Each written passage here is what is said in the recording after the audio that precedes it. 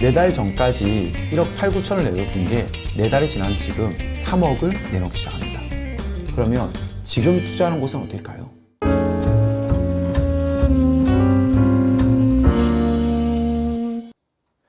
오늘의 주제가 뭔가요? 오늘의 주제는 강남 빌딩입니다. 더 나아가서 강남의 땅값이 떨어질 수 없는 이유 3가지를 알려드리려고 합니다. 오늘 빌딩 이야기, 어떤 좋은 빌딩을 가지고 오시려나? 뭐 좋은 빌딩은 아니고요. 빌딩이란 얘기보다는 제가 요즘에 보는 강남 토지에 대한 이야기입니다. 제가 투자를 할 때에는 이러한 포인트를 보고 투자를 하고 있습니다를 이야기 드리는 거예요. 어떻게 보면 오늘은 유료 강의 수준이 되지 않을까 생각을 해요. 저희 오늘 주제는 강남은 오릅니다입니다. 제가 생각하는 강남이 오르는 3가지 이유가 있습니다. 저 같은 경우에는 많은 중개사들에게 빌딩에 대한 또는 토지에 대한 물건을 많이 받아봅니다. 자, 그러면 과연 강남의 토지값이 떨어질까?에 대해서 늘 의문점을 가집니다. 강남이 과연 가격이 떨어질 수 있을까요? 그럼 이렇게 물어보면은 안 떨어지겠죠? 라고 하시는 분들도 많고요. 떨어지지 않을까요? 라고 하시는 분들이 많아요. 제가 강남은 떨어지더라도 제일 마지막에 떨어질 것 같다라고 생각하는 이유가 있습니다. 그 이유가 무엇이냐면요. 많은 분들께서 강남이 떨어진다고 생각하는 것은 요즘에 금리가 올라서 그럴 수 있는 거잖아요. 금리가 오르니까는 강남이 떨어질 거야. 이자 부담이 될 거야. 라고도 많이 얘기하십니다. 그러면 이 금리가 오르는 것이 과연 이 부동산에 어떠한 문제를 가지고 있을까요? 대출 금리. 맞습니다. 우리가 대부분의 사람들은 부동산을 매입을 할 때는 레버리지를 이용합니다. 내가 기존에는 100만 원 이자를 냈어. 그런데 금리가 갑자기 2배로 오르면서 200만 원을 내. 그러면 소비가 위축될 수밖에 없죠. 그리고 감당할 수 없기 때문에 경매로도 물건이 많이 나온다라고들 얘기하시잖아요. 그래서 금리가 오르면 부동산은 떨어질 수밖에 없다라고 얘기를 많이 합니다. 그런데 제가 2020년, 2021년, 2022년도에 매수한 부동산들이 있는데요. 이 부동산을 매입을 했을 때 매도자의 대출 현황은 어떻게 됐을까요? 제가 매입했었던 2020년, 2021년, 2022년도의 건물들과 토지입니다.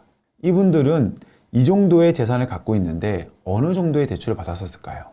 제가 직접 매입을 한 것이기 때문에 저는 모든 등기부를 다 받습니다. 여기에 있는 금액 중에 대출이요. 0원, 0원, 0원. 청담동은요, 9억. 강남구청은요, 30억. 교대는 0원. 반포동 0원이었습니다. 제가 이걸 보면서 굉장히 충격이긴 했습니다. 강남구청 같은 경우에도 제가 물어봤죠. 사모님은 대출이 좀 있으시네요 했더니 그 사모님께서 하시는 이야기가 나중에 경비 처리하려면은 그래도 돈이 좀 나가야 된대 라고 해서 경비 처리를 하기 위한 대출이 30억이 있었습니다. 그거 아니고는 거의 대출이 없었어요. 자, 다시 물어보겠습니다. 대출 금리가 오르는 것에 대해서 이분들은 어떻게 생각할까요? 대출 금리가 올랐을 때 우리가 생각했던 그 문제점이 과연 여기서 일어날 수 있을까요? 대한민국에서 강남이라는 곳은요, 제일 잘 버틸 곳입니다. 그리고 강남에 있는 아파트를 살 때에도요, 15억 이상 올라가면요, 대출이 안 나옵니다. 그분들은 어떻게 사죠? 네, 맞습니다. 현금으로 사는 거죠. 이들이 과연 금리가 오른다고 해서 금액을 싸게 해서 내놓을까요? 그럴 이유가 전혀 없죠. 이자 내는 게 없잖아요. 그냥 내 거야. 그래서 저는 그런 생각이 들더라고요. 어쩌면 그들은 금리가 오르는 것을 원할 수도 있다라는 생각을 해요. 그렇기 때문에 강남은 가격이 떨어질 수가 없다. 그거에 파생돼서 가치를 부여함에 따른 지속적인 상승입니다. 강남이란 곳이 있죠. 논현동도 있고 신사동도 있고 청담동도 있고 뭐 여러 가지 있잖아요, 보면은. 근데 이 중에서도 좋은 곳에 대한 가치를 더 부여한다는 거예요. 예를 들어서 청담동 같은 경우에는요, 어떻게 보면 저는 정말 가치가 다른 곳이거든요. 그래서 제가 강남에 있는 토지를 사다 보니까 뭐야, 되게 싸네? 라는 곳이 느껴지는 곳이 있었어요. 그곳이 어디냐 보니까 바로 여기예요. 압구정 로데오역에서 오른쪽 편, 동쪽이죠, 동쪽. 이쪽 편 보면은 몇 필지 안 되잖아요. 보면은 몇 개 돼요? 세면 세지잖아요. 이렇게 1, 2, 3, 4, 5, 6, 7, 몇 개 안 되잖아요. 여기 안에서 이렇게 정말 대기업 총수들이 정말로 많은 토지를 가지고 있더라고요. 생각을 했죠. 야, 이 정도면은 사람들이 건물 안 팔겠는데? 아니, 이명희 회장이 신세계가 팔겠어? 건물을? 급해? 안 급해. 여기 안에 있는 토지는 이제 안 나온다라는 거야. 잘 안 나올 거야. 그리고 여기 있는 분들은 토지를 갖고 싶어 그러면 그냥 쇼핑하듯이 삽니다. 별거 아니니까. 그래서 제가 2월 달에 여기 토지를 임장을 했었거든요. 그때 당시에 토지의 평당 가격이 이렇게 됐어요. 근데 이때 당시에 평당 1억 8천, 2억 정도 하는데 야, 이 정도면은 저렴한데 라고 생각했어요. 1억 8천짜리를 저렴한데? 미쳤죠. 그래서 저는 청담동에 있는 토지를 140평을 매입을 합니다. 그리고 4개월이 지난 뒤에 청담동에 대한 시세를 다시 한 번 더 조사를 했습니다. 이렇게 나와 있습니다. 1억 9,500 하던 게 2억 5천에 내놨고요. 1억 8,600에 하던 게 2억 700에 내놨고요. 1억 8,900에 내놨던 게 3억에 내놨어요.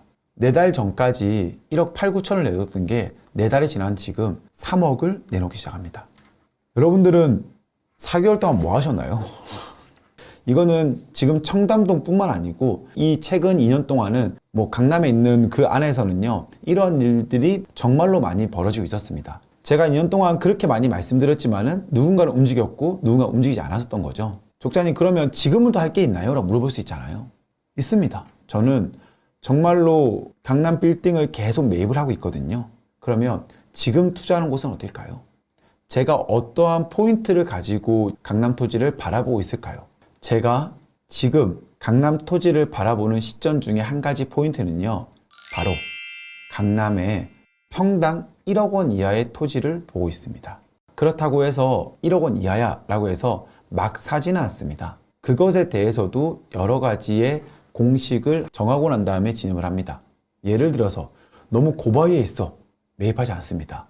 왜냐하면 우리는 어떠한 건물이든 간에 평지에 있는 안락함에 대해서는 그 누구도 부정할 수 없습니다. 그러기 때문에 저는 평지이면서 주택가가 너무 많지 않은 곳이면서 1억 원 이하를 찾고 있습니다. 그러면 강남에 있는 토지 중 1억 원 이하를 찾는 두 가지의 이유가 있습니다. 첫 번째는요, 누구한테 매각을 할 것인가. 이게 굉장히 중요합니다. 그 수요자가 누구인가도 굉장히 중요하다는 거죠. 자, 그러면 그 수요자 누구냐 했을 때 우리 강남에서 굉장히 많은 사업이 진행되고 있죠. 스타트업 하시는 분들은 거의 대부분 강남에서 시작을 합니다. 그들이 돈을 벌었어. 그러면 제일 처음으로 가지고 싶은 것은 사옥일 될 것입니다.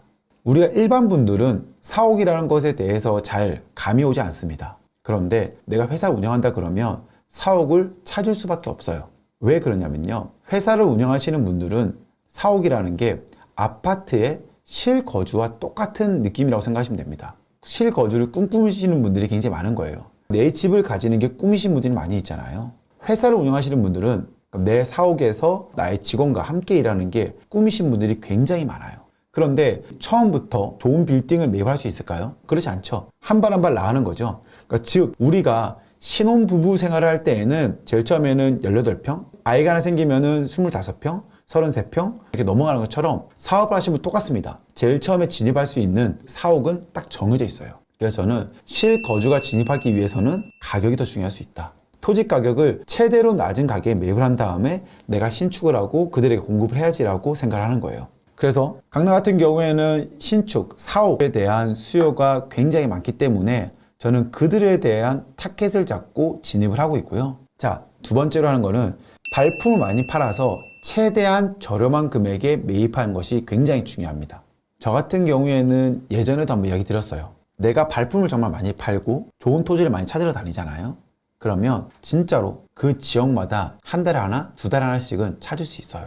그러면 저는 저렴한 가격에 토지를 매입한 다음에, 빌딩을 매입한 다음에 잔금 후 바로 매도하는 것도 좋은 방법이라고 생각합니다. 그러면 누군가 그럴 수 있죠. 그 투기 아니야? 라고 할 수 있잖아요. 저는 그렇게 생각하지 않아요. 투자를 하는데 투기가 어디 있나요? 당신이 다른 데 언급할 때 나는 시간 쪼개고 하면서 부동산인 만나고 아부하고 인사하고 하면서 나의 시간을 투자해서 토지를 찾은 거야 라고 할 수 있다고 생각하거든요.